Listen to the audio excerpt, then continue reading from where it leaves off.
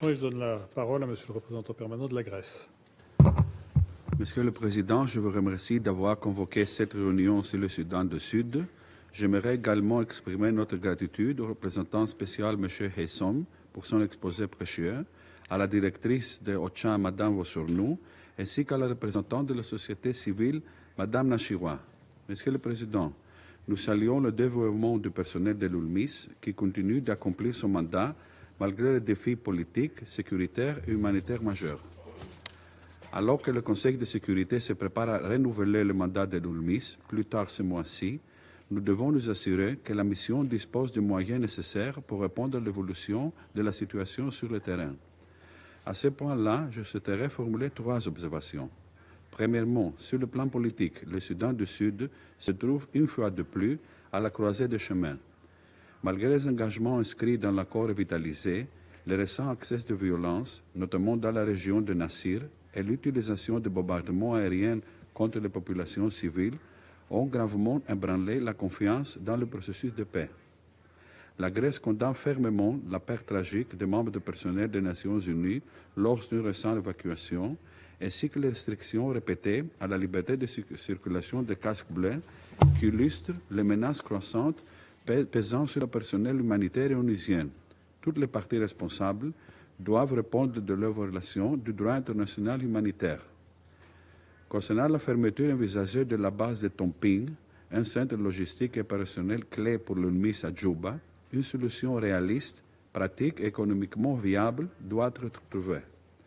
Nous sommes également préoccupés par les signes d'une polarisation politique croissante.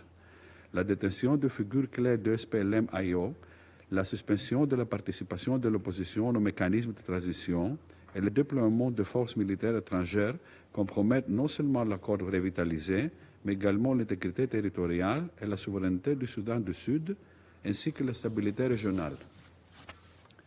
Deuxièmement, dans ce contexte fragile, l'agenda Femmes, Paix et Sécurité doit rester une priorité centrale et se refléter dans le renouvellement du mandat de l'UNMIS.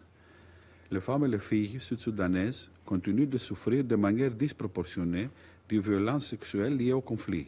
Nous condamnons fermement ces violences qui doivent être sanctionnées et suivies d'un soutien adapté aux victimes. La Grèce est également préoccupée par la poursuite du recrutement et de l'utilisation des enfants dans les conflits armés.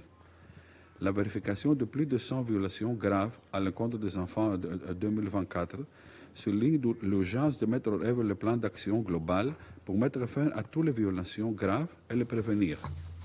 Troisièmement, la situation humanitaire demeure critique.